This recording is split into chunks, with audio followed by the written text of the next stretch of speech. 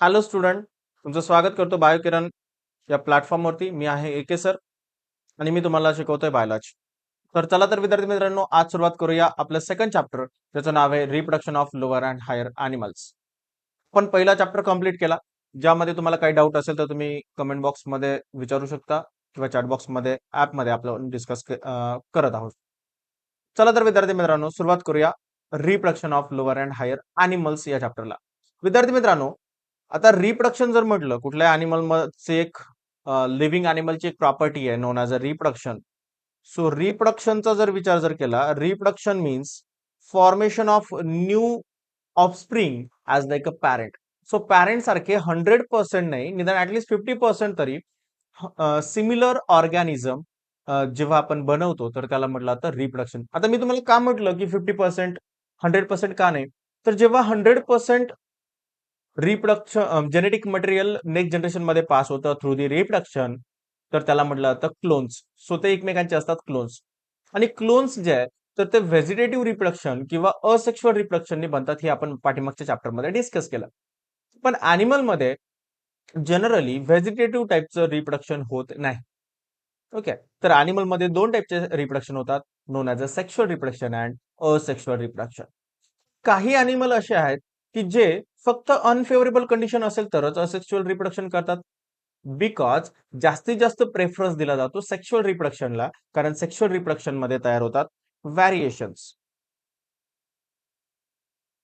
Sexual reproduction मध्ये काय तयार होतात? व्हॅरिएशन्स. का बरं व्हॅरिएशन्स तयार होतात? Because of myiasis. Okay, meiosis. Meiosis, that means the reductional type of cell division which create maximum variation, and variation lead to the evolution. So evolution होण्यासाठी maximum variation असणं गरजेचं आहे, कारण ज्याच्यामध्ये जास्तीत जास्त व्हॅरिएशन तितका तो जास्त बेस्ट फिट, आणि जितका जास्त फिट ऑर्गॅनिझम तितका नॅचरल सिलेक्शन होण्याचे त्याचे सिलेक्शन क्रायटेरिया जो आहे तर तो नॅचरल सिलेक्शन होण्यासाठी बेस्ट आहे. तर विद्यार्थी मित्रांनो, असं मियासिस झालेला जो गॅमेट आहे, कारण गॅमेट जे मियासिस होतं तर ते होतं स्पेसिफिकली गॅमेटिक सेलमध्ये. ओके, गॅमेटिक सेलमध्ये. So meiosis it is also known as a reductional type of cell division.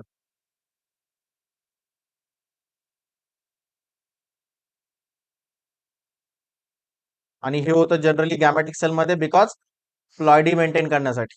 So maintain ploidy.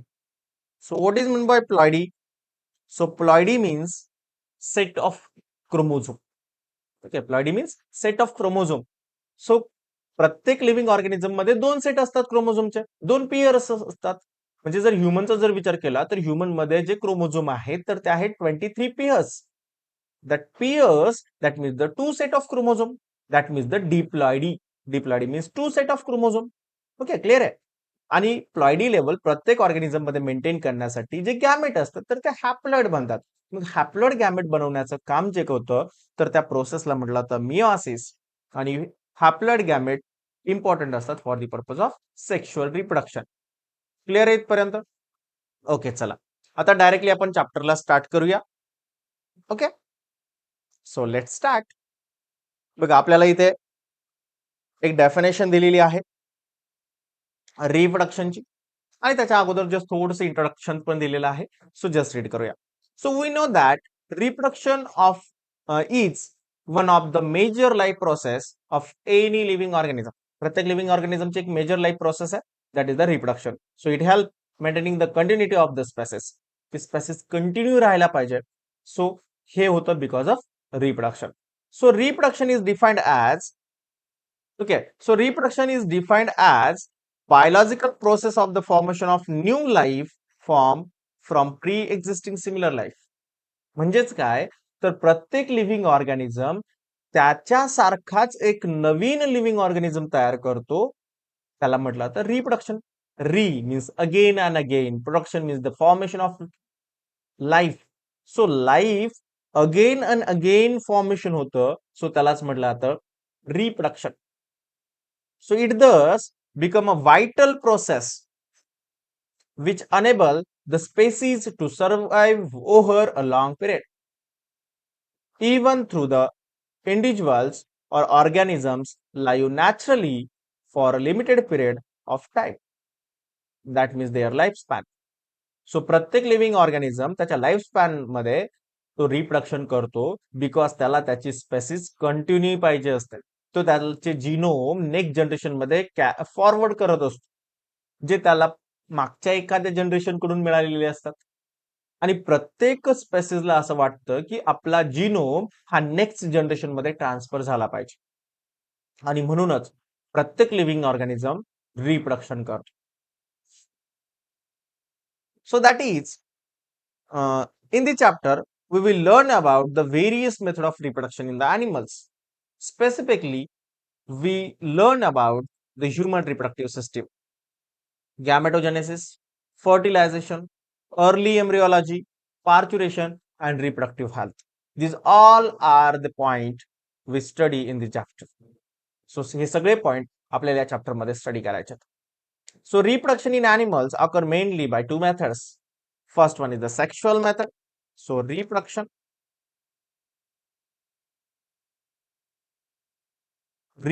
जे आहे तर ते दोन मेथड मध्ये आपण स्टडी करणार आहे.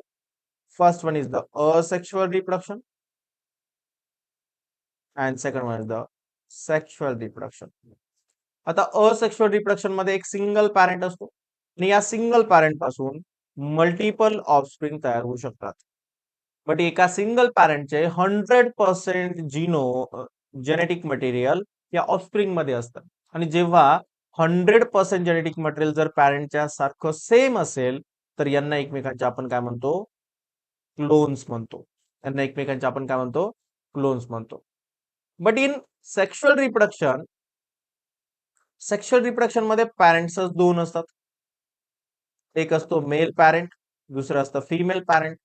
आणि male parent 50% genetic material share करतो, that is the haploid gamete. Female जी आहे तर ती सुद्धा 50% जेनेटिक मटेरियल शेअर करते, as like also gamete. Male कडून आलेला जो गॅमेट आहे तर त्याला म्हटलं तर स्पर्म. फिमेल कडून आलेला जो गॅमेट आहे तर त्याला म्हटलं तर ओहम. आणि स्पर्म आणि ओहम फ्यूज होऊन एक नवीन ऑफस्प्रिंग बनतो जो की 50% कॅरेक्टर फादरचे असतात, 50% मदरचे असतात आणि त्यामुळे तो होतो व्हॅरिएबल. म्हणजे त्याच्यामध्ये व्हॅरिएशन जास्त असतं आणि तो बेस्ट फिट असतो because they have lot of variations. Okay.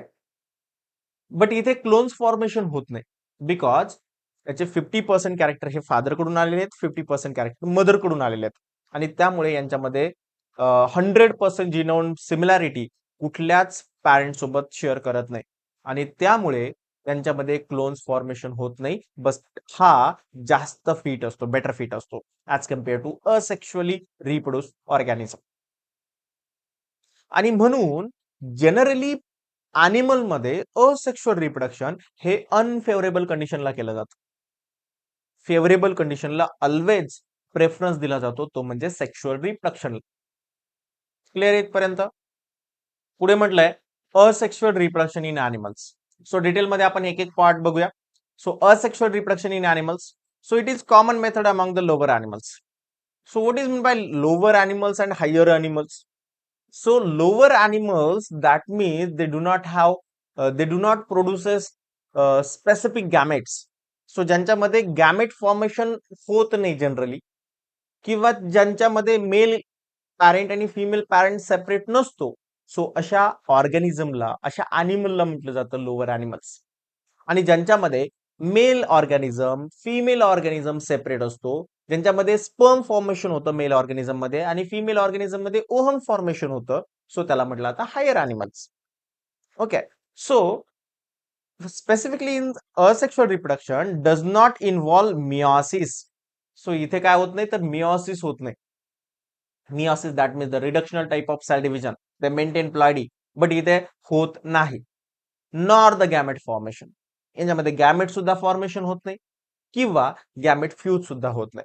बघा मी काय सांगितलं, मिओसिस होत नाही, गॅमेट फॉर्मेशन होत नाही किंवा गॅमेटचं फ्युजन होत नाही. गॅमेट फॉर्मेशनच झालं नाही तर गॅमेट फ्युजन होण्याचा काही प्रश्नच नाही. The formation of progeny is by a single parent. जी प्रोजेनी फॉर्मेशन होत आहे तर ते सिंगल पॅरेंट थ्रू होत आहे, does not involve both sexes. So यांच्यामध्ये male gamete female gamete involve होत नाही. एका सिंगल पॅरेंट पासून त्याचा ऑफस्प्रिंग बनतोय. So this is the parent, this is the offspring. So that is called as a asexual reproduction. आणि म्हणूनच याला काय म्हटलं जातं, असेक्शुअल रिप्रोडक्शन म्हटलं जातं. क्लिअर आहे? ओके.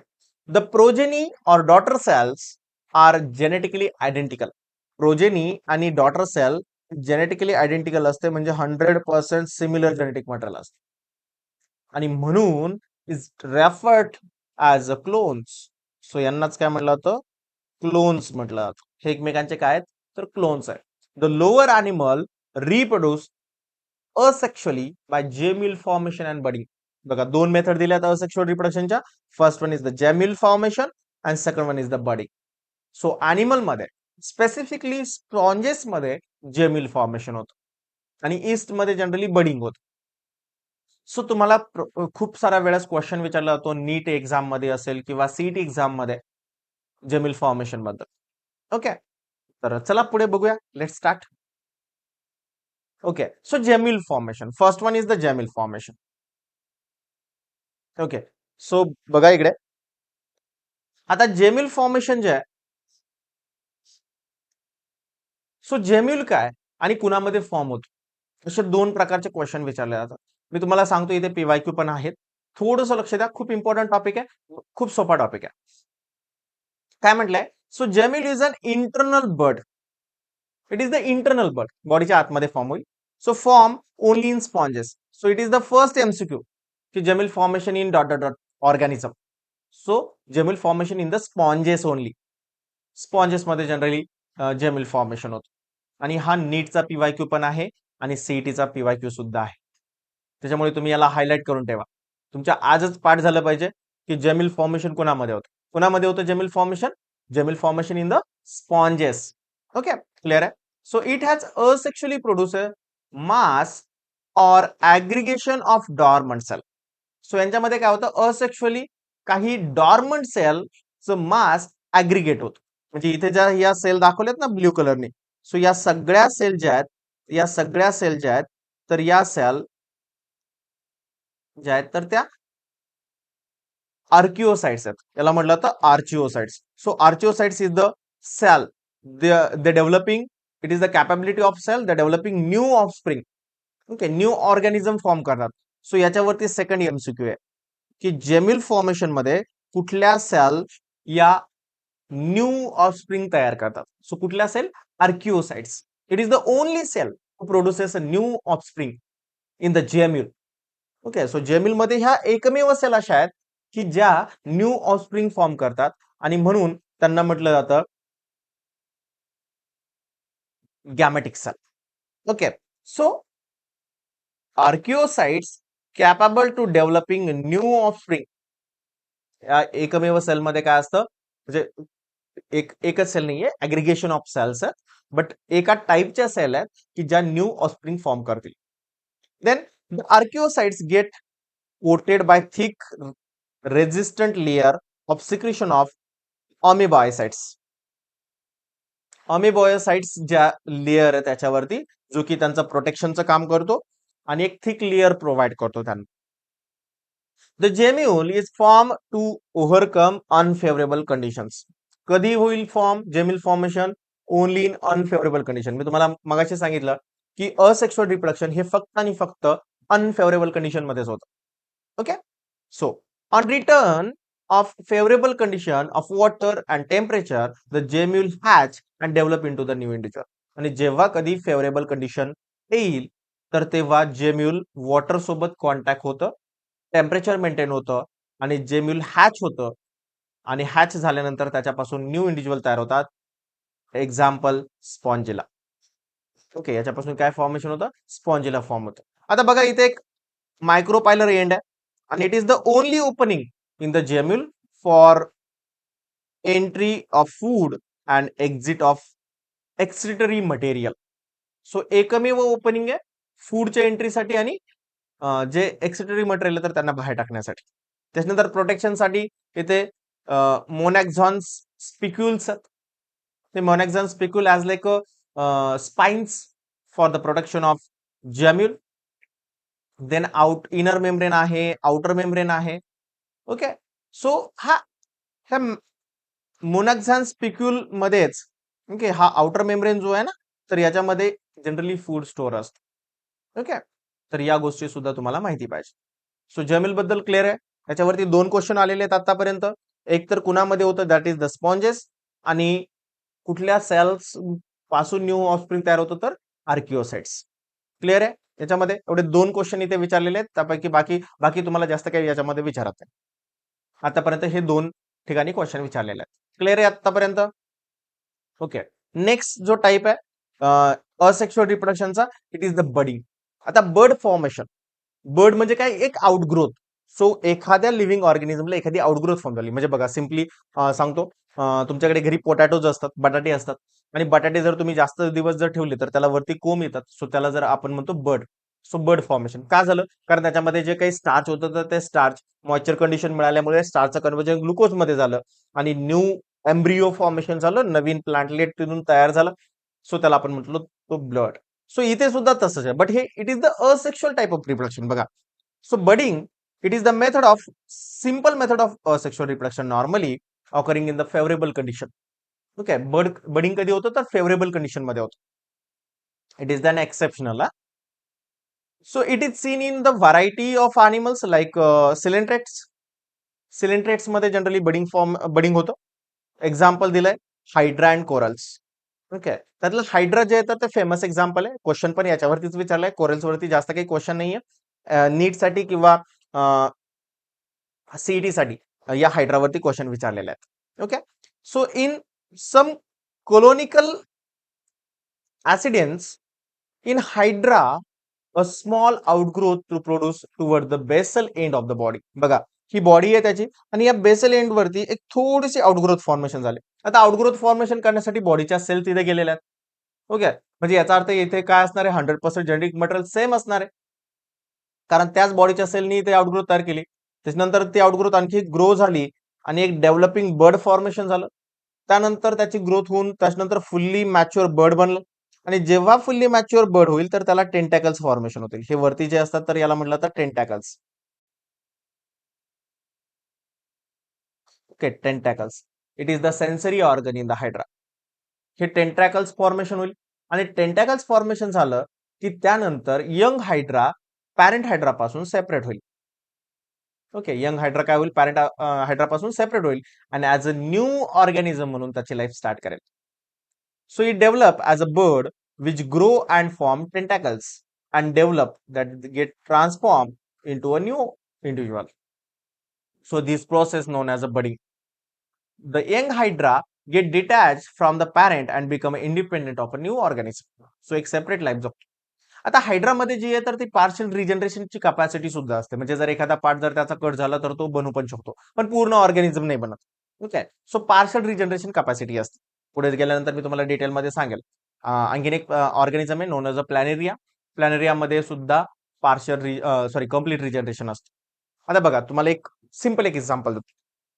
सपोज तुमच्या घरामध्ये एक अॅनिमल आहे जो तुमच्या खूप आवडीचा आहे.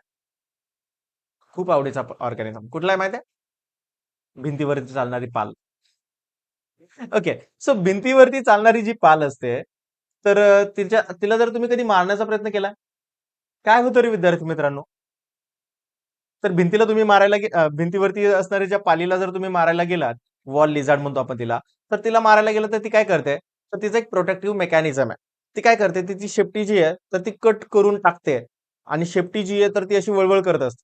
आपलं सगळं लक्ष त्या शेपटीकडे जातं, आणि तोपर्यंत ती जी पाल असते तर ती पळून जाते. पण काही दिवसांनी जेव्हा ऑब्झर्व केलं, तर काही दिवसांनी आपण आपल्या असं लक्षात येतं, की त्या पालीला परत एकदा शेपटी आली आहे. होतं असं? तुम्ही सगळ्यांनी बघितलेलं असेल. याचा अर्थ काय, तर पालीच्या शेपटीच्या बेसला काही अशा सेल असतात, की ज्यांच्यामध्ये परत स्टेल फॉर्मेशनची कॅपॅसिटी असते. म्हणजे रिजनरेशनची कॅपॅसिटी असते. पण कधी जर तुम्ही जर पूर्ण पालीलाच जर कट करून टाकलं तर ती परत जिवंत होईल का? तर नाही होणार. याचा अर्थ पालीच्या फक्त शेपटीच्या सेलमध्येच रिजनरेशन कॅपॅसिटी असते, पूर्ण बॉडीमध्ये रिजनरेशन कॅपॅसिटी नाहीये. मात्र काही ऑर्गॅनिझम असे आहेत की ज्यांच्यामध्ये रिजनरेशनची कॅपॅसिटी आहे. काय बघूया याबद्दल दिलंय आपल्या पुस्तकामध्ये पुढे बघा. डू यू नो सेक्शन मध्ये दिलंय आपल्याला regeneration.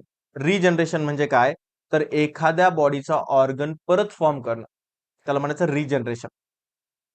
So the word which in biology refer to process observed in all living organisms from the unicellular bacteria up to the most complex unicellular forms, that is the human.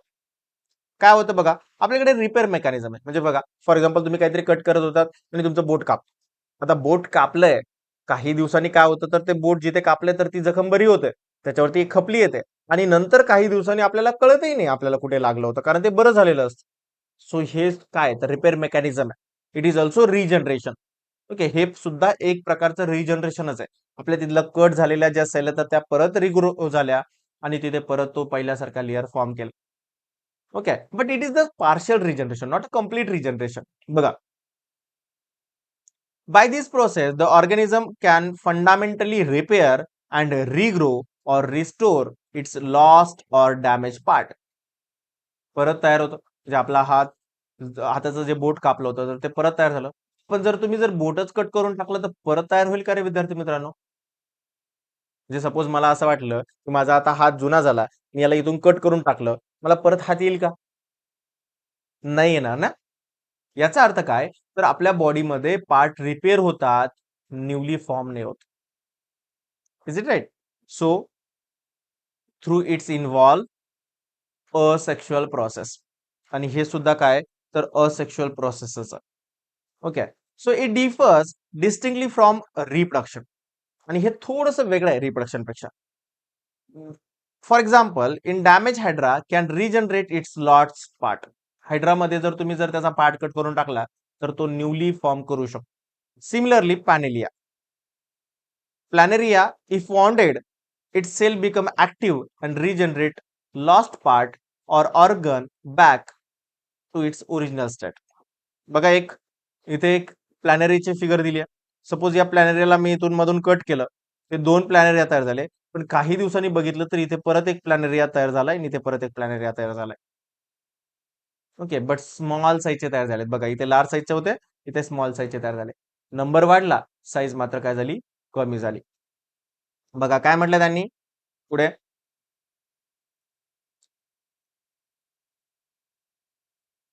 They can also reproduce asexually by fragmentation. Fragmentation म्हणजे काय, तर तुकडे होणे. So त्याचा तुकडे झाला म्हणजे इथे तुकडा केलाय ना, सो फ्रॅगमेंट केलाय, फ्रॅगमेंट बनवले 2. सो त्याने सुद्धा त्याचं रिप्रोडक्शन होतं. Also it is seen in the planarians that the anterior end exert a pull on the posterior end, resulting in the constriction in the middle part and splitting into 2 pieces. Each piece grow into a new planaria, that is the 2 clones of the original have been formed. So काय झालं, एका planaria पासून मी cut करून 2 planaria बनवले, पण दोन्ही पण planaria मध्ये असणाऱ्या ज्या सेल्स होत्या, जे जिनोम होते, तर ते 100% काय होते, आयडेंटिकल होते. सो हे एकमेकांचे काय झाले, हे सुद्धा एकमेकांचे काय झाले, क्लोन्स झाले. ओके, क्लिअर आहे इथपर्यंत? याच्यामध्ये काही डाऊट आहे विद्यार्थी मित्रांनो? आतापर्यंत क्लिअर आहे सगळं? ओके, चला पुढे बघूया इन्फॉर्मेशन थोडीशी. स्टार्ट करूया सेक्शुअल रिप्रोडक्शन. आतापर्यंत आपण अॅनिमल मधलं असेक्शुअल रिप्रोडक्शन डिस्कस केलं. आता डिस्कस करूया आपण sexual reproduction. So sexual reproduction मी अगोदरच तुम्हाला सांगितलं, सेक्शुअल रिप्रोडक्शन साठी काय असतं, तर 2 पॅरेंटची गरज असते, ज्यामध्ये एक असेल मेल पॅरेंट, दुसरा असेल फिमेल पॅरेंट. आणि जेव्हा मेल पॅरेंट फिमेल पॅरेंटचे गॅमेट एकत्र येतील आणि त्यांच्यापासून झायगोट तयार होईल, तर त्या झायगोट झाल्यानंतरच एक न्यू ऑफस्प्रिंग तयार होतो. अदरवाईज जोपर्यंत यांचे गॅमेट एकत्र येत नाही, गॅमेट फ्यूज होत नाही, म्हणजेच फर्टिलायझेशन होत नाही, तोपर्यंत इथे न्यू ऑफस्प्रिंग तयार होणार नाही. ओके, बट एखादा ऑर्गॅनिझम बर्थ झाल्यानंतर लगेचच रिप्रोडक्शन करेल का, तर नाही विद्यार्थी मित्रांनो. तर त्याला सेक्शुअल मॅच्युरिटी येऊ द्यावी लागेल आणि त्यासाठी एक सर्टन पिरियड लागेल. आणि तो पिरियड झाल्यानंतर, त्याच्यामध्ये सेक्शुअल मॅच्युरिटी आल्यानंतर, तर तो रिप्रोडक्शनसाठी कॅपेबल होईल. Mug up to the death पर्यंत रिप्रोडक्शनची कॅपॅसिटी असेल का, तर असं पण नाही विद्यार्थी मित्रांनो. तर लाईफच्या काही ऑर्गॅनिझम मध्ये लाईफच्या एंड पर्यंत सेक्शुअल मॅच्युरिटी असते, बट काही ऑर्गॅनिझम मध्ये एक सर्टन पिरियड पर्यंत सेक्शुअल रिप्रोडक्शन फेज चालते आणि त्यानंतर मात्र ती रिप्रोडक्टिव्ह फेज जी आहे तर ती लॉस्ट केली जाते. ओके, तर ह्या सुद्धा काही गोष्टी माहिती पाहिजे. काही जे अॅनिमल असतात तर ते पूर्ण वर्षभरामध्ये कधीही त्यांच्यामध्ये ब्रीडिंग होतं. काही ऑर्गॅनिझम मध्ये मात्र एक फिक्स असा सीझन असतो आणि त्या सीझन मध्येच त्यांच्यामध्ये ब्रीडिंग होतं. काय सगळ्या माहिती बघूया आपण या चॅप्टर मध्ये. पुढे आपल्याला डिटेलमध्ये बघायचंय. सो एकदा रीड करूया आपल्या बुकला. बघा, sexual reproduction in animals, it is the process which involve the production of offspring by the formation and fusion of gamete. It is called as a amphimixis. So काय करायचंय, तर एखाद्या ऑफस्प्रिंगनी त्याच्यापासून काही गॅमेट फॉर्मेशन केलं, गॅमेटचं फ्युजन झालं आणि fusion पासून एक न्यू ऑफस्प्रिंग बनला. या सगळ्या प्रोसेसला म्हटलं जातं amphimixis. In animal, gamete formation primarily involve meiosis. सगळ्यात महत्वाचं काय, तर यांच्यामध्ये गॅमेट फॉर्मेशन करण्यासाठी काय इन्व्हॉल्व होईल, मिओसिस होईल. Meiosis that means the reductional type of cell division. It is the gametic cell division, जेणेकरून प्लॉइडी लेवल मेंटेन होईल. ओके, डिटेलमध्ये बघूया पुढे काय. The sexually reproducing animals show two main phases in their lifetime. Okay, बघा just थोडस सोपं करून सांगतो. फॉर एक्झाम्पल बघा, एखादा ऑर्गॅनिझम आहे, ह्युमनच एक्झाम्पल घेऊ आपण. सपोज इथे ह्युमनची बर्थ झाली. ओके, ह्युमन मेल बद्दल बोलूया अगोदर. सो बर्थ झाली, इथे त्याच्यामध्ये सेक्शुअल मॅच्युरिटी आली, त्याला आपण म्हणूया प्युबर्टी स्टेज. प्युबर्टी स्टेज इथून पुढे रिप्रोडक्टिव्ह फेज स्टार्ट झाली आणि इथे त्याची झाली डेथ. कारण ह्युमन मेल मध्ये डेथ पर्यंत सेक्शुअल मॅच्युरिटी असते. आता प्युबर्टी स्टेज येण्याच्या अगोदर ज्याच्यामध्ये फिजिकली रॅपिड चेंज होतात, खूप सारे चेंज होतात, त्याला म्हटलं जातं juvenile phase.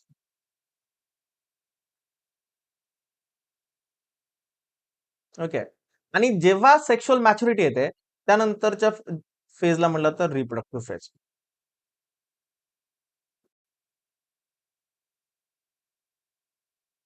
Okay, but human female मध्ये जर आपण बघितलं, फिमेल मध्ये, तर फिमेल मध्ये मात्र असं नाहीये. फिमेल मध्ये काय, तर जुवेनाइल फेज तर आहे, प्युबर्टी स्टेज मध्ये त्यानंतर सेक्शुअल मॅच्युरिटी आली, पण इथे सेक्शुअल मॅच्युरिटी संपली आणि त्यानंतर डेथ पर्यंत त्याच्यामध्ये सेक्शुअल मॅच्युरिटी नाहीये, सेक्शुअल डेव्हलपमेंट नाहीये. सो जिथे फर्स्ट सेक्शुअल मॅच्युरिटी स्टार्ट झाली त्याला म्हटलं जातं menarche. That is the first menstrual cycle. आणि इथे at the age of 45 to 55 age मध्ये इथे होते menopause. That is the last menstrual cycle. आणि त्यानंतर मात्र अशी फिमेल जी आहे तर ती स्टराईल बनते, त्यानंतर त्याच्यामध्ये रिप्रोडक्शन होऊ शकत नाही. ओके, तर जनरली अशा दोन फेजेस मध्ये प्रत्येक लिव्हिंग ऑर्गॅनिझमची लाईफ डिवाइड केलेली आहे. ओके, सगळे काही वर्ड लक्षात नसेल आले, जसं की प्युबर्टी असेल, जुवेनाइल फेज असेल, रिप्रोडक्टिव्ह फेज असेल, टेन्शन घेऊ नका विद्यार्थी मित्रांनो. आपल्याला या पूर्ण चॅप्टर मध्ये हेच शिकायचं. ओके, चॅप्टरच्या शेवटपर्यंत तुम्हाला सगळ्या गोष्टी माहिती झालेल्या असतील. चला तर आपण बघूया.